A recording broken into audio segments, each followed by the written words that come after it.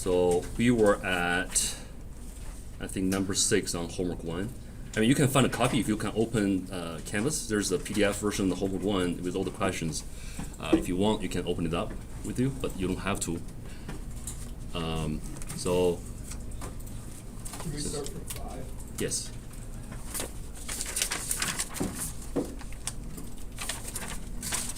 So which one you want to ask? Operators, right? Yeah. All right. Yeah. So when you program with embedded C, always think, even though it sounds weird, but always think hardware. Always think about hardware, because it's targeting the hardware instead of just programming the keyboard. So when we are doing left shift, so this is left shift, right? So how do we use it?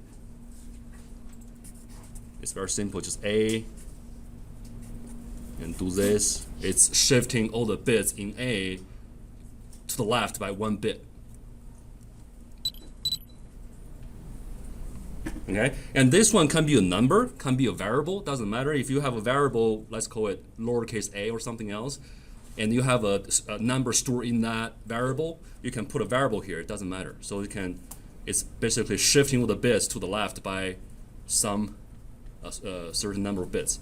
And it's very significant because, for example, it's just very simple, very simple application, like running LEDs. So have all these, like A, for example, A equals 0x I5. I'm going to ask you, what is this number? What this number is? 30. No, is it 30? Did you say 30? 30? No, what did you say? That's what I said. 15 and 15. Oh, you're adding them together. No, they are combined. They are being written in a row, but not adding together. So it's basically 0B 1111 1111, right? So this is what? This is 2 to the 8th. Oh no, yeah, 2 to the 8th minus 1, right? What is that? 255, yes, great.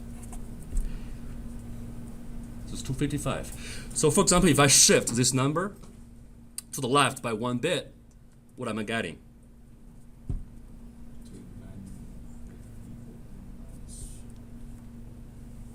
So for example, A, I'm declaring this variable as unsigned integer A bit T.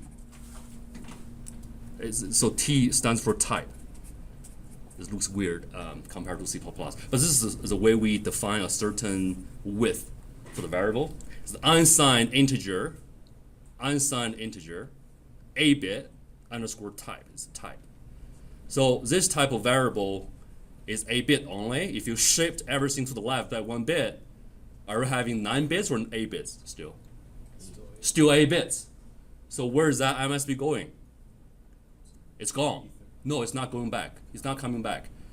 That's why always in the past when you do C++ or other type of languages, you are thinking very complicated way of modifying the numbers. But now it's very simple. It's gone. It's a very simple 8-bit microcontroller with a register. It's just gone. It's going to nowhere. So in that case, all the numbers, the number left in the A variable becomes 11111110.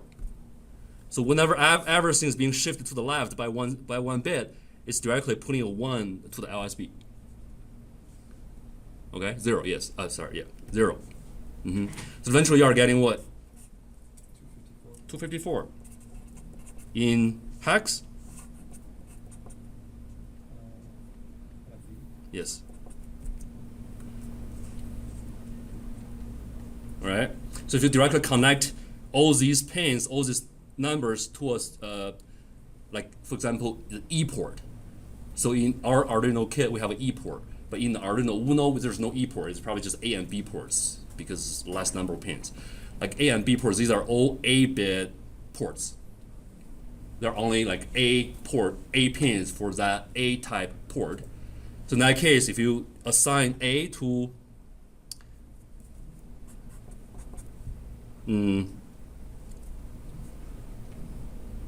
I don't know if there's a way to do that here, but let's say port A.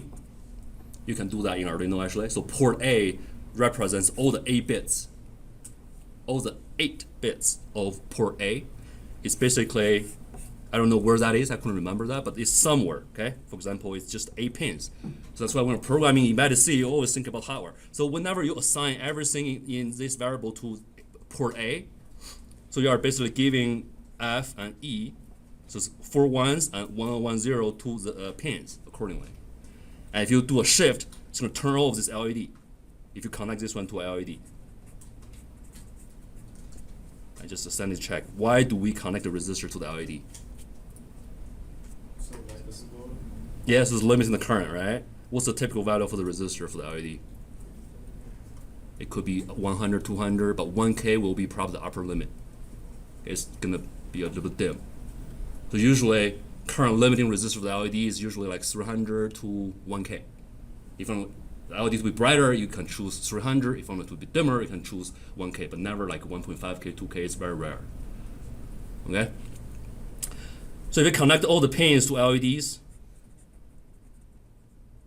do the same thing, and if you do the shift, it's going to turn off this LED. That's how that works. So you always think about hardware, the hardware connections when you're programming embedded C. So that's left shift. Similar for right shift. If you shift everything to the right and assign it back to A, so A becomes what? 0, 1, 1, 1, and 1, 1, 1, 1, right? So this is what?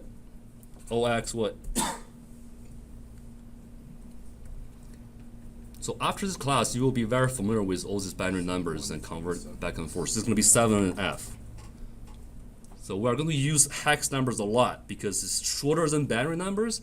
Sometimes have a lot of pins, and you're assigning a combination of binary numbers to the LEDs. You want to give a digital output at the same time in parallel, right? So you just want to directly use hex numbers. Think about it, the 8 bits is still fine. You can directly type all the binary numbers. For example, if it's 16, okay, it becomes really long. It takes a lot of time to type every single bit for the binary numbers. It's very convenient that I can use hex numbers, right? Like F7, F, things like that. So bitwise AND, this is bitwise.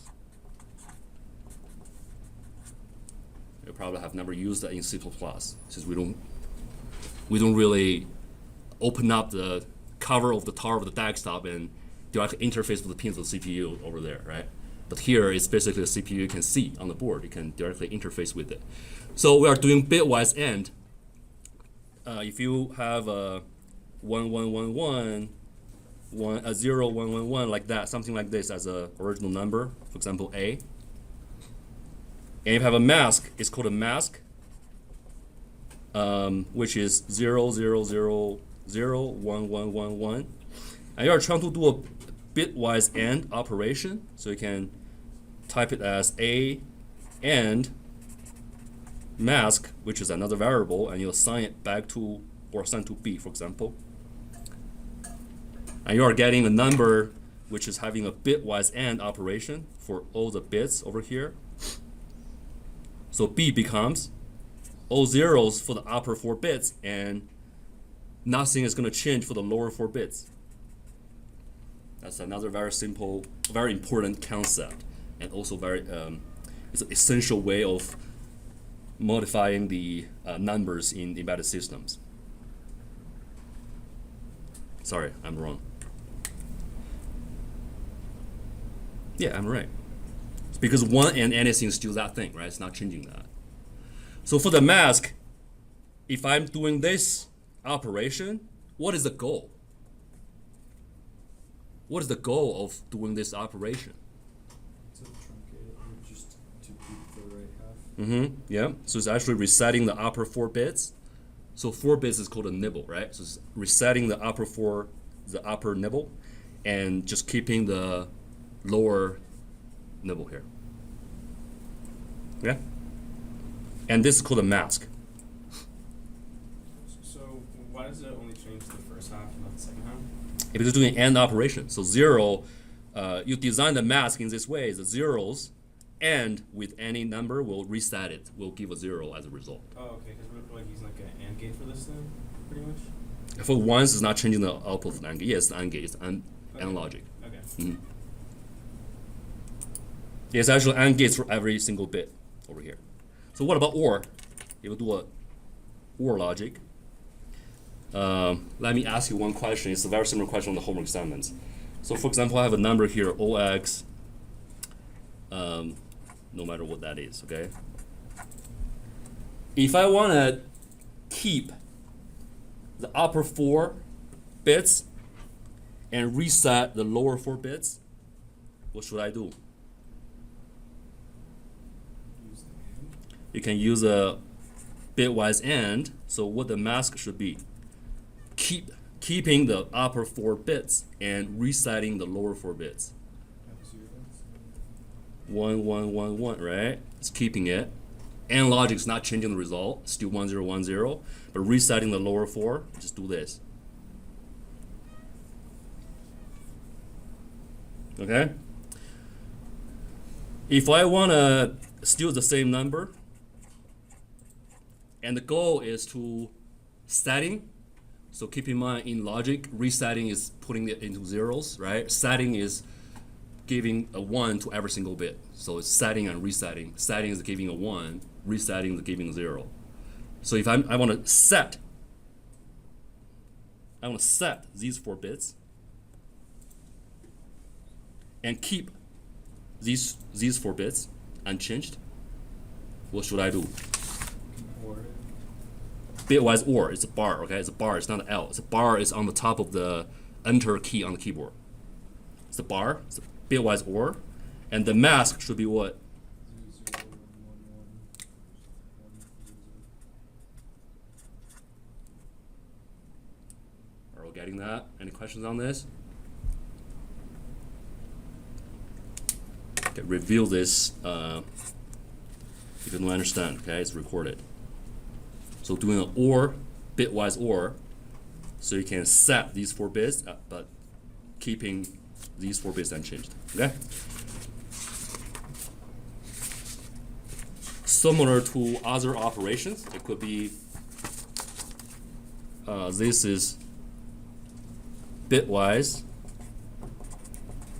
NOT, and this is logic NOT. This is very simple, just a NOT inverter.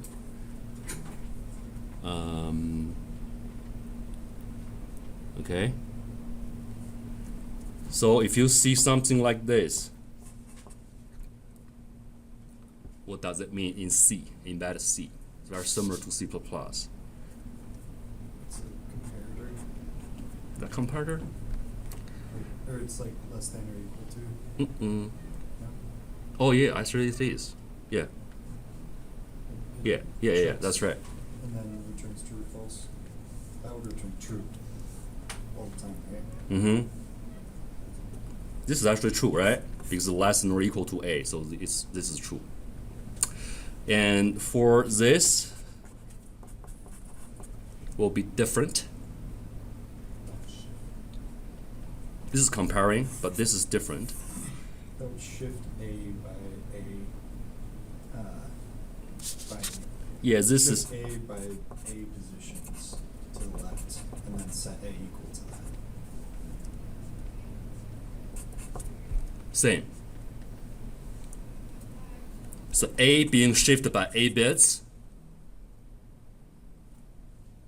to the left side, and then assign it back to A. Okay, similar to this, right?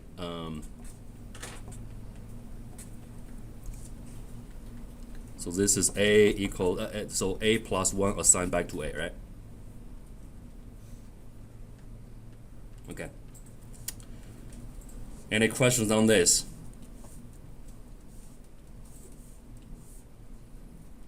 Okay, just some sort of memorization. Okay? No magic. Just need to know what this means. For question 8, write expression in C to keep only the most significant byte of the 32 integer x and reset all the other bits to 0. So first you have to declare x. The 32 bit, did I say unsigned or signed? I didn't see that. let's assume it's unsigned. Okay, unsigned, so it's gonna be unsigned integer, 32-bit, type, X.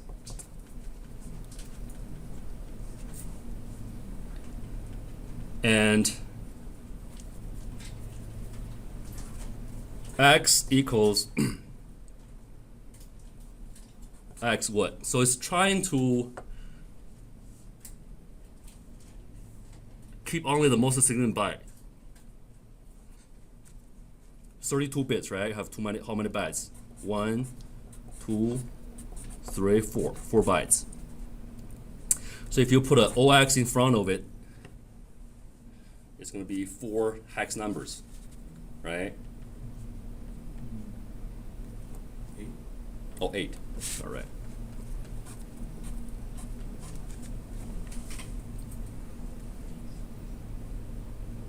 So we X what?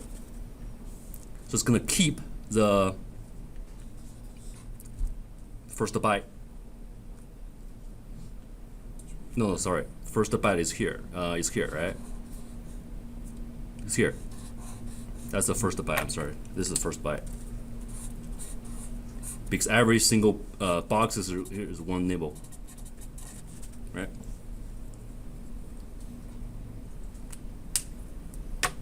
And that mask should be what? OX what? So I'm trying to keep, yeah, I'm trying to keep and reset, right? So it's gonna be F 0 0 0 0 0 0, right? So every 0 represents 4 zeros. It's a hex number, that's why. So this is here, and so on and so forth. So the first F is the first one, the second one.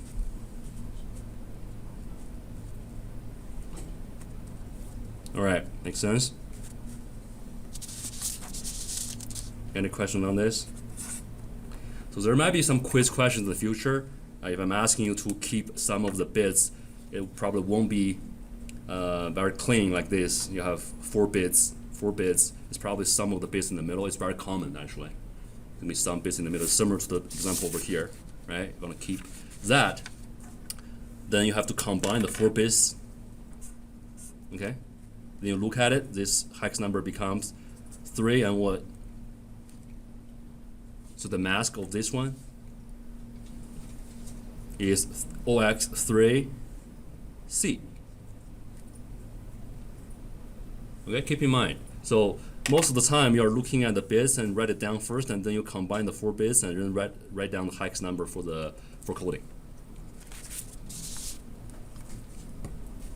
Okay, there will be some quiz questions in the future like that. For example, like this one. I want to keep, for example, the 4 bits here and reset all the rest. You should still be able to find out the mask, right? Okay, this should be simple. And then the last one, write expression to multiply. Oh, this is something probably you forgot from logic. So in binary numbers, if I have a binary number OB1111, this is probably different. If I do a 0011, okay, if I shift everything to the left by 1 bit, it's unsigned number, for example. Unsigned 4 bits. If I'm doing a left shift for 1 bit, what am I actually doing to this number? Doubling it. Yes, times 2. Okay, it's very similar to a decimal number. For example, I'm having 02 as a decimal number. If I left shift by 1 bit, I'm getting 20, right? It's actually times 10. But in binary system, if I left shift by 1, it's times 2. Similar concept. If I'm right shift by 1 bit, I'm dividing that number by 2, right? Similar concept. If I'm having 0110 and right shift by 1 bit, it's actually dividing the number by 2. Similar concept, okay? So now, if I'm trying to get a number that multiply a 16-bit integer by 9. It's not multiples of 2, right? What should I do? Shift it 3 times and then add itself to it. Mm-hmm. How would you like to write it down? Does that make sense? Let's keep it a little bit slower here. So if you left shift by 1 bit, you times 2 to it, right? But you left shift by 2 bits, you times 4. No, times yes, times 4. So would you shift by 2 and then change the first number to 1 to divide by 9? So if you shift it by 3 bits, you are timing a 3. You are timing a Times it by 2 to the third, right? Because one shift will be times 2, and then shift again times 4. You shift it 3 times, will be times 8, right? And then you just add itself to the after the 3 times the shifting. So it's basically you are times 9 to the number. You just left shift it by the 2 to the n, right? So if you shifted 1, then it's 2 to the 1. Left shifted twice is 2 to the 2. Yeah. Left shifted 3 times 2 to the 3. Yes. So this becomes x equals x left shift 3 and plus something. I'll leave it to you guys. Okay? In that case, could you do plus x? Because it Yeah. would still be saved as x. What's that?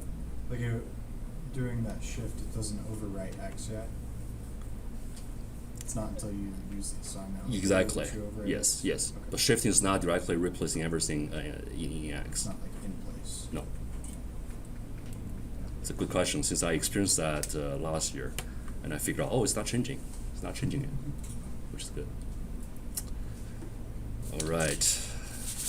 These are all the questions in homework 1, and I think you guys are ready to work on it. Let's do Friday. Friday is okay, I think.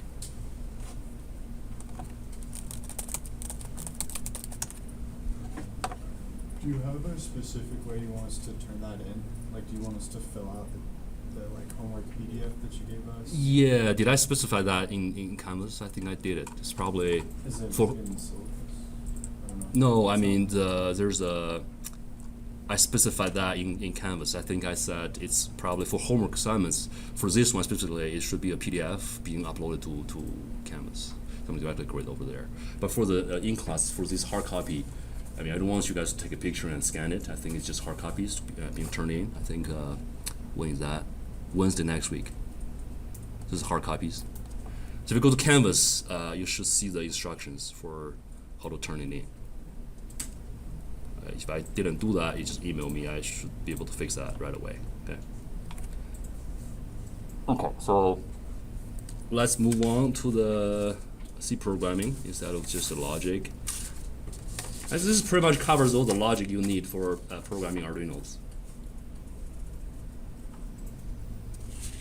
Okay. Please look at your in-class exercise. For the first one, it's pretty simple. The first one is just a for loop. However, from C++, shifting from C++ to embedded C could be different format. Just targeting Arduino, targeting the hardware. Okay, for example, you have to specify the width. For the first one, you don't want to abuse it, right? It's if you just need the 8 bits, just use the 8 bit. Otherwise, it's taking too much memory. You have very limited memory resource on the little tiny 8 bit microcontroller, and if it's just 8 bit, just use 8 bit. Okay. So for the first one, I think it's a write a for loop that starts at 3 and comes up by 5 and ends before reaching 105. So 8 bit, unsigned 8 bit, what's the maximum number we can get from that? 256. Or 55, right? No, so if you look at 8 bit, so this is how you declare 8 bit variable. If I say it's I, let's call it I, right? So maximum number will be 1, 1, 1, 1, 1, 1, 1, 1 for unsigned. All right. It will be 2 to the 8th minus 1, which is 256 minus 1 is actually 255. That's why a lot of times you are seeing this number being used in a lot of places, like the RGB numbers or in the PWM numbers in Arduinos. And that is why, because it's an 8-bit microcontroller, because all the memory, the registers space in the CPU being used for Arduinos are 8 bits. So they are all 8 bits, memory banks. So in that case, the maximum number we can get is 255.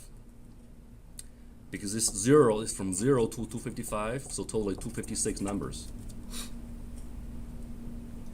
And if you look at the question here, before reaching 105, this is lower than 255. So would 8-bit enough? For this case, yes. So just use 8 bits. And we are programming that for loop. It's just the same format compared to C++. Let's do 4, I starting with 3, right? Assign 3 to I. You don't have declared here because we already declared on the top. Semicolon. So 1i is still smaller than 105.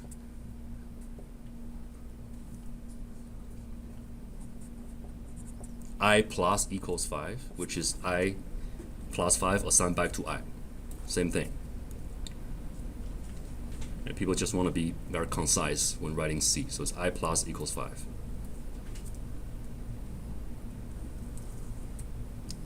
And there's nothing being put in the for loop. So just an empty curly bracket.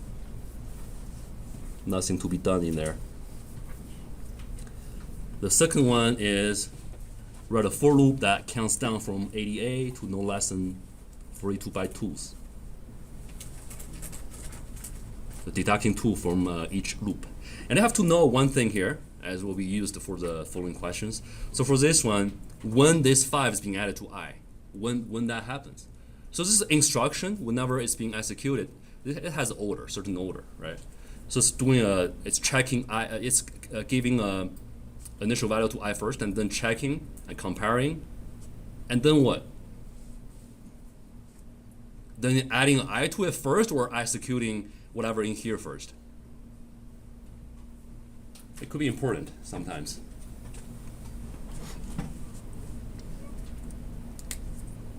So it's doing a check, okay?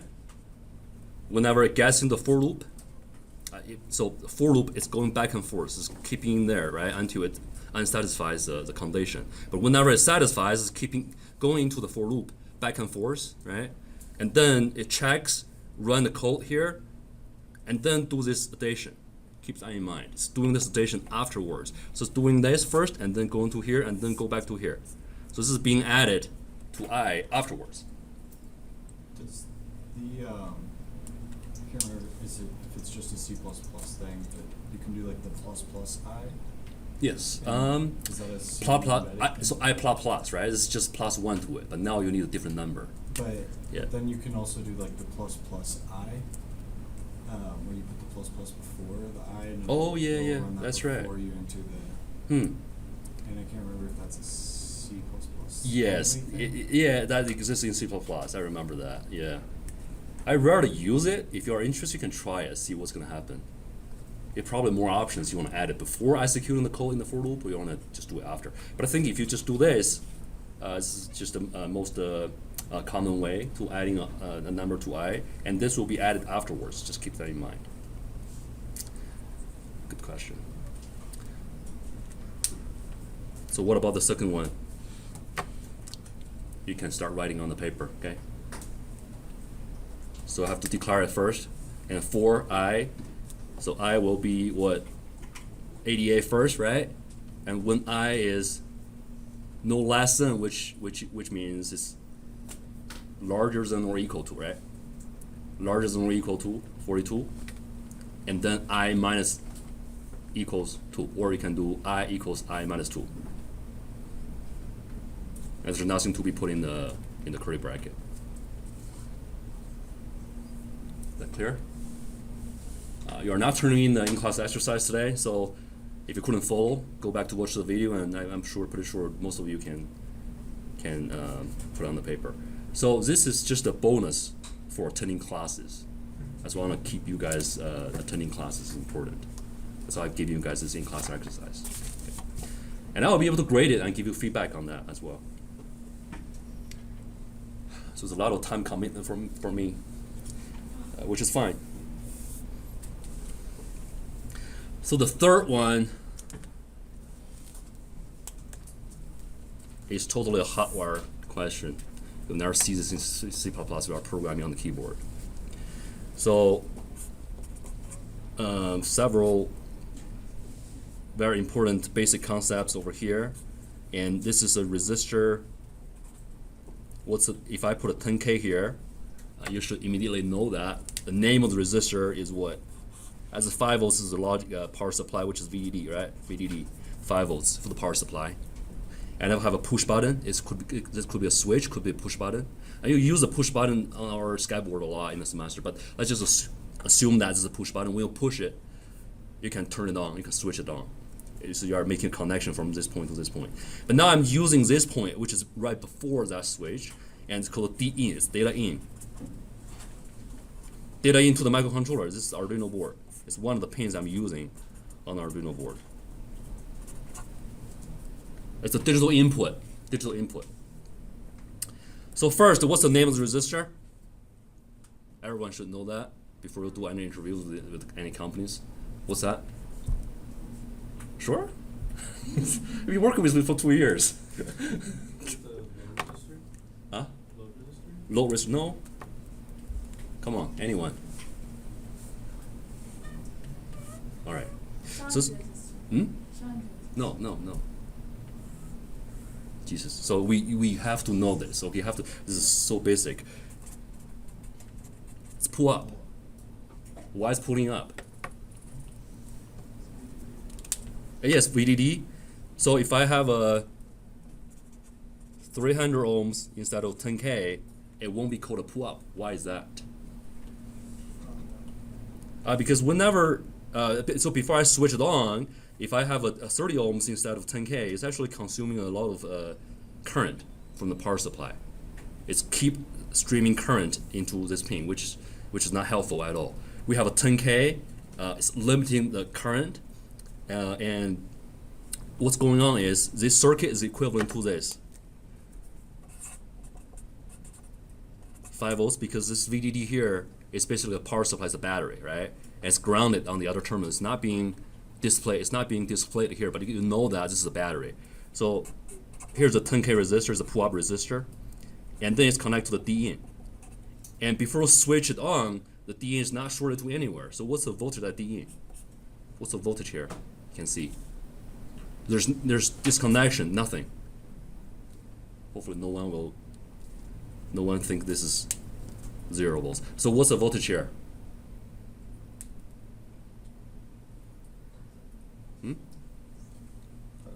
Yeah, 5 volts. Why? So apparently because there's no current, right? If there's no current, there's no voltage drop. According to Ohm's law, there's no current, so it's 5 volts and no current, no drop. So it's 5 volts and 5 volts. This is 5 volts. So that's how this pin is being put up to 5 volts, because there's no current, and also because this is high resistor, it's limited current. If you have 30 ohms and if there's some internal circuits after the pin, it's running a lot of current, and so for example, you have a high I, right? You have a lot of current. It's actually dropping this voltage a lot. It's dropping this voltage a lot. That's why a low resistor will never be used as a pull-up resistor, because it's dropping the voltage because of high current. Okay, so for pull-up has to be.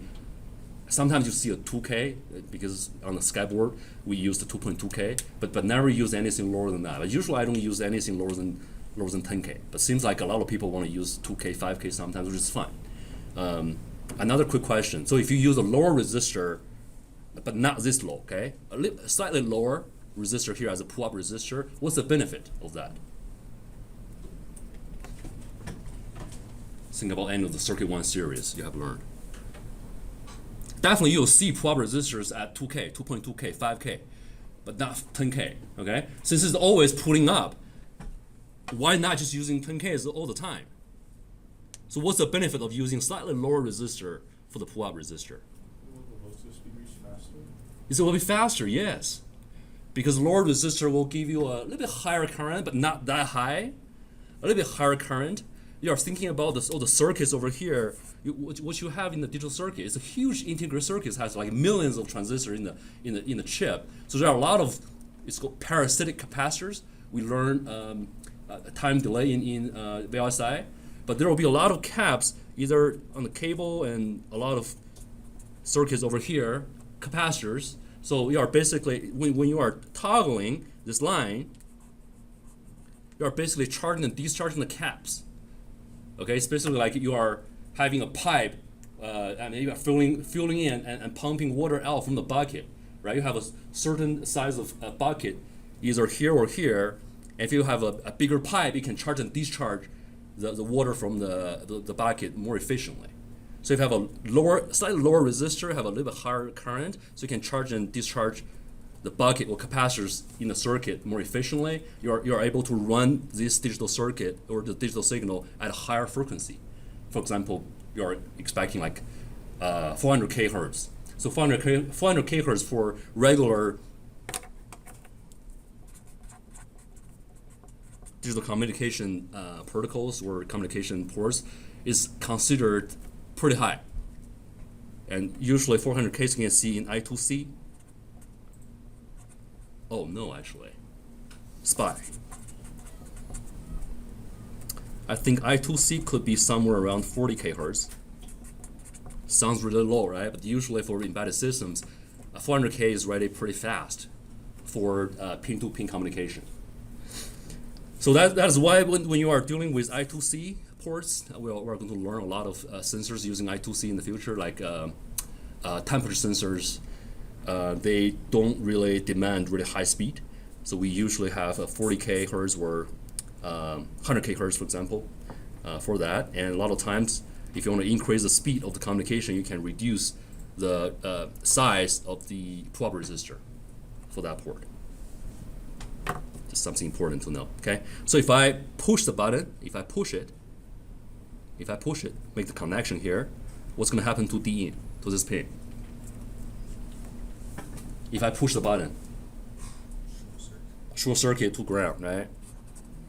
And we call it what? So this pin is being put down to ground.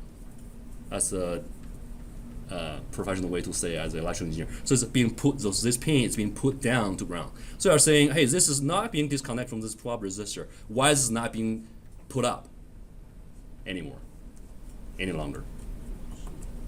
It's being shorted to ground. It's a shortcut. Even though there's no disconnection, you're not changing anything here. It's not being put up to VDD anymore because it's being shorted to ground. And then if you push the push button, it's being put down to ground. So this becomes 0. So you push the push button, it becomes 0. Okay, so look at question 3. Question number 3. Write a loop that counts up by 1 every time a button is pressed. So I have to interface this with the. Where is that? Oh. So what you want to do is first. This is the first time we write the code like this with hardware, so I'm going to write the solution, most of the solution down for you. So first, because you can see it's being counted, right? It's being counted. So we need a variable to hold the counts.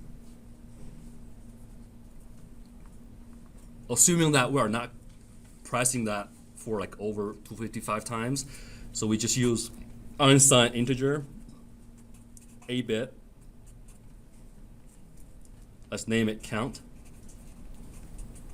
starting with the 0. And let's just put everything a forever loop. 2 semicolons, no space. So it's a forever loop. It's that loop. It's not getting out of it. It's going back and forth whenever it's gets into the loop. It's not getting out. Okay, so we use a while loop here.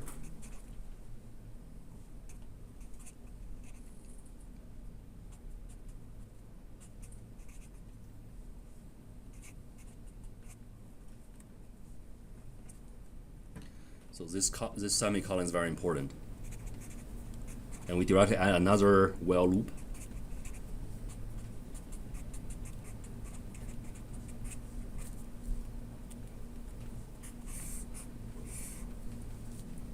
So let's see what's going on here, what's really going on here.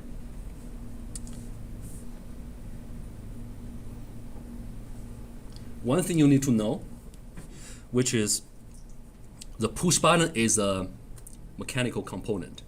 So when you push it, so here when you push it, right? So it's not directly making a contact. It's a component like this. Okay, it's touching a metal piece on the top. It's touching the metal piece at the bottom. So what's really happening is it's not directly making a contact. It's actually vibrating. So a lot of times you need a circuit. It's called a debounce circuit, or you can code it up as a debounce.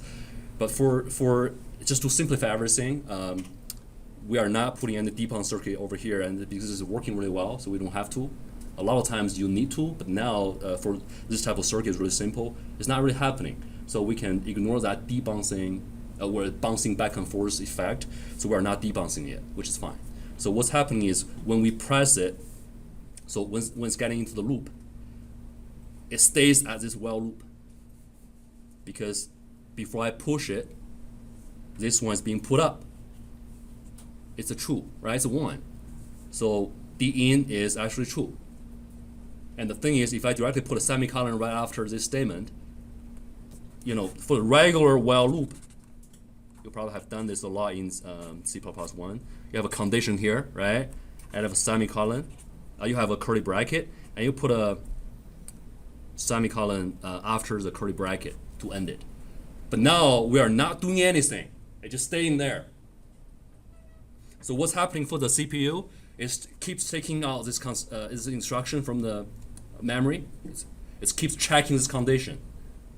If you don't push it and you run the code in the microcontroller, it being powered up, and then it run this first line and get into the for loop because there's no condition, we'll directly get into it. And then it check this condition is true because you didn't push it. Okay? And this directly have a semicolon after it, you don't have anything to be executed. What's going to happen is the CPU is always checking this condition and staying here. It's not getting out from the while loop. It's just like doing this really quickly at 60 megahertz. Okay? It's a waste of power. That's all right. We're just utilizing this kind of feature of the microcontroller. It's always on. Okay? So when you push it, what's going to happen? We'll push it. Switch to this one because it's being put down to ground. Am I recording? I am. Okay. So it's being switched. It's being put down to ground. So it's going to stay here. Okay. So when you press it, this D in becomes false and will stay here. The thing is, your finger cannot operate really fast, but actually the microcontroller is running every single instruction at like 10 megahertz at least. So when we press it, it's probably already executed for 1 million times. So we'll press it for 1 second before you release it, right? It's already checked that single line over here for 1 million times. It's staying here all the time. Okay? And then, what's that? In that case, is it going to count the million? Because it's checking. No, it's checking. It's not doing here. It's not doing here. It's keep staying here. It's not doing anything. There's nothing in the curly bracket. I don't even have a curly bracket. It's just staying here. Is it doing anything? No, you are not counting yet, right? So like a behavior when you are, so it's like, you know what I mean? Okay, so when do we want to count? Here. So yeah, so when you press it, so before you press, it stays here. You press it, stays here. During that one little short period of time, like 1 second, when your finger is still on the push button, it stays here. And then you want to release it, otherwise it hurts, right? You release it, you see a little mark. Anyway, so and then you release it, it gets out from the loop. Why? Because when you release it, the push button is off, the button is off, and then this one being put up to VDD again. So it's actually getting out from this while loop, and then we'll execute this line. So what you want to put in here? I'll let you write it. Okay, it's pretty obvious. So what you want to do here? You're actually counting, right? Counting by what? By 1. Yeah, so you can find it on the paper. Then what's next? Is it counting by a million? It's got only being executed once. Then where it goes? It goes back. It's a forever loop. Will stay here again. Because your finger is away from that, is off from that button, right? So it's coming back and then stays here waiting for another push. Okay? This is being used a lot in the semester. So we're doing the pushing activity and then doing some operations with my controller. That's how that works behind the scene. And now let's move to number 4.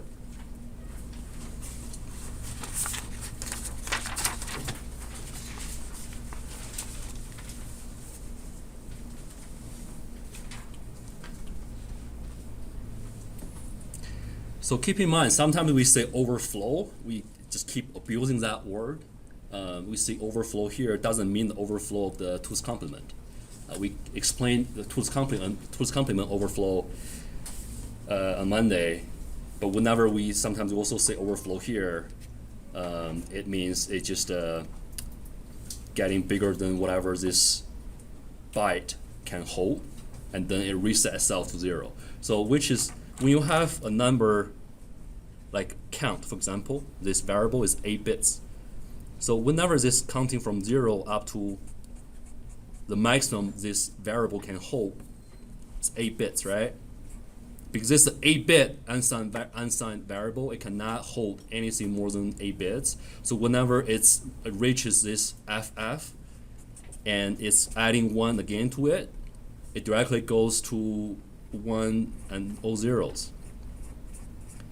However, this is an 8-bit unsigned number. It's not able to hold these numbers. So this will go nowhere. You are not having this one being stored anywhere. But eventually, for this 8 bits, it turns out to be all zeros. It's reset. It goes back to zeros. It's something you need to know. All right. So let's look at this example. You have I, you have count, and this for loop start with 200, okay? And whenever it's larger than 100, and I plus plus is adding a 1 to it. Okay, so what's happening is it's checking, and add a 1 to count, and then add a 1 to I. That's the order of operation or execution. So 200 is definitely larger than 100. This is a really weird code.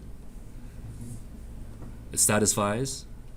So it's going to start adding, start counting, right? So it checks, count, and I plus 1.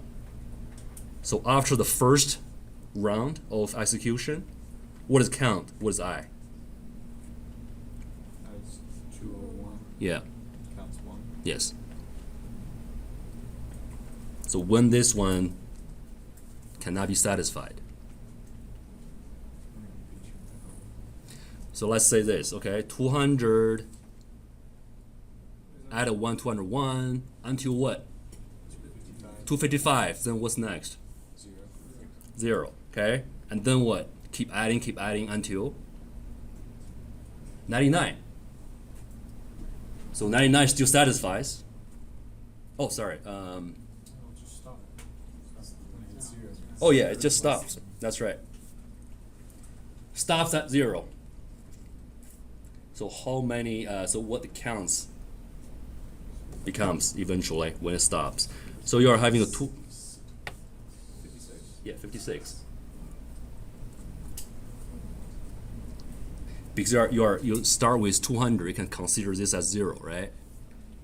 0 is basically 0 to 55. Okay, 0 to 55, you are running this code by 56 times. So eventually I is being added to for 56 times. So count is 56, right? And I is what? 0. Okay.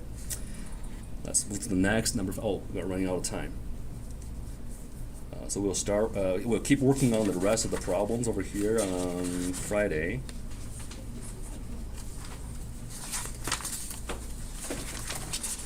Okay, so we'll probably run a little bit faster on Friday. But think about, just prepare for soldering the board starting next week. Okay.